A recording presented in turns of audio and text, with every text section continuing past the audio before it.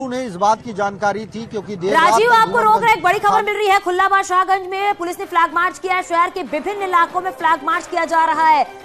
Police commissioner Ramit Sharma का ये flag march है। जगह जगह पर पुलिस पहुंच रही है, फ्लैग मार्च कर रही है ताकि स्थितियां पूरी तरीके से नियंत्रण में रहे, शांति व्यवस्था बनी रहे। धारा 144 लागू कर दिया गया है क्योंकि कल रात जिस तरीके से अतीक और अशरफ पर गोलियां चलाई गई हैं, उसके बाद पुलिस लगातार अलग अलग जगहों पर जाके फ्लैग मार्च कर रही है और धारा 144 लगा दिया गया है ताकि शांति व्यवस्था पूरी तरीके से बरकरार रहे। तो शहर के विभिन्न इलाकों में ये फ्लैग मार्च देखा जा सकता है। तस्वीरें आप अपने टीवी स्क्रीन पर देख रहे हैं। पुलिस भी किस तरीके से चौकन्नी है और आसपास भारी संख्या में पुलिस फोर्स लगाए गए हैं ताकि आपस में किसी तरह से कोई बातचीत ना हो। इस तरीके से अफवाह पर ध्यान नहीं देना है, यह भी बात सामने आई है क्योंकि कल जिस तरीके से अतीक और अशरफ पर ये गोलियां चलाई गई थी, उसके बाद कई तरह की अफवाहें भी सामने आ रही हैं। इसीलिए पुलिस ने जगह जगह पर पहुंचकर ये फ्लैग मार्च किया जा रहा है ताकि शांति व्यवस्था किसी भी तरीके से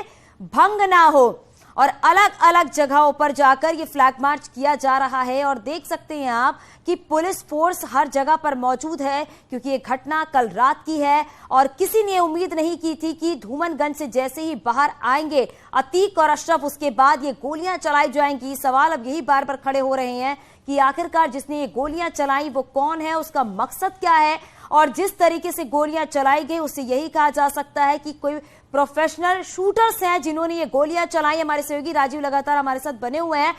राजीव, देखा जा रहा है शांति व्यवस्था पूरी तरीके से बरकरार रहे, इसीलिए शहर के विभिन्न इलाकों में ये फ्लैग मार्च किया जा रहा है।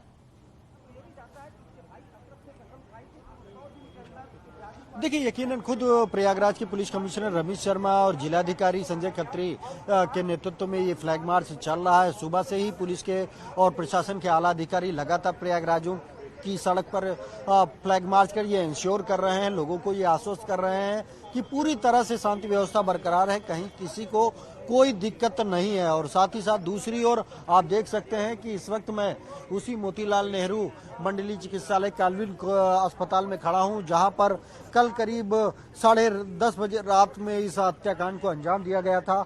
हम आपको दिखाएंगे कि सबसे पहले अतीक और अशरफ को मेडिकल कराने के लिए पुलिस की जीप से यहाँ पर इसी जगह पर उतारा जाता है और उसके बाद वो पैदल उतरकर जैसे ही अस्पताल के अंदर पहुंचते हैं, यहाँ पर कुछ मीडिया कर्मी उनकी बाइट लेने के लिए उसे रोकते हैं, जिसमें न्यूज 18 के अमित गंजू भी शामिल होते हैं, अपनी टीम शामिल होती है।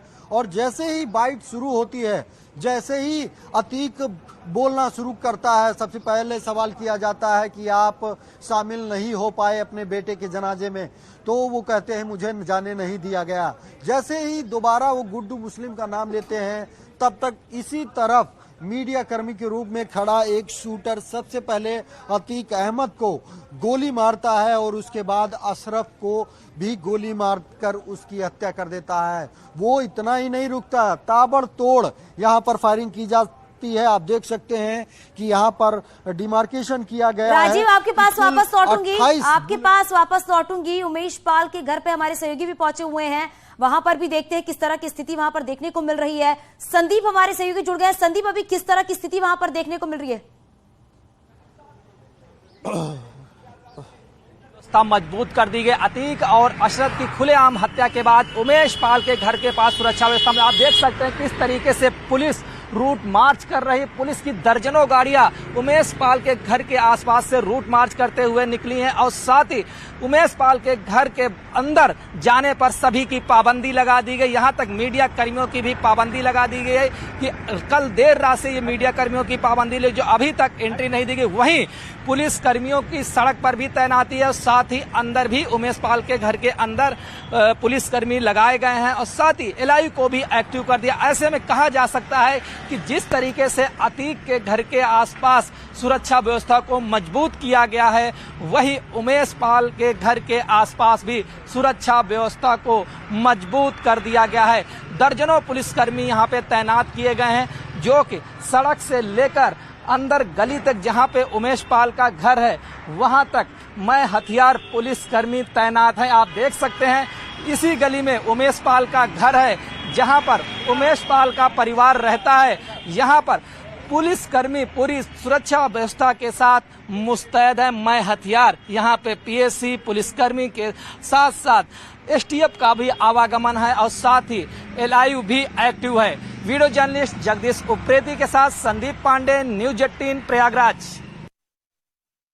तो सुना आपने कि अतीक और अशरफ को जब गोली मारी गई उसके बाद जगह जगह पर किस तरीके से सुरक्षा व्यवस्था पुख्ता कर दिए गए हैं। और आप अभी हमारे सहयोगी संदीप की रिपोर्ट देख रहे थे, उमेश पाल के घर के ठीक बाहर की वो तस्वीरें दिखा रहे थे किस तरीके से सुरक्षा व्यवस्था कड़ी कर दी गई है। हालांकि आपको भी याद होगा जब उमेश पाल की मां और उमेश पाल की पत्नी ने एक प्रेस कॉन्फ्रेंस की थी, उस दौरान उन्होंने ये बातें कही थी कि उन्हें अपने घर से निकलने में डर लगता है। 1.5 महीने हो चुके हैं वो घर से बाहर नहीं निकली हैं। और अब जब कल रात में अतीक और अशरफ की गोली मारकर हत्या कर दी जाती है, उसके बाद से उमेश पाल के घर की सुरक्षा और बढ़ा दी गई है। वहां पर मीडिया भी अब नहीं जा सकती है उमेश पाल के घर पे।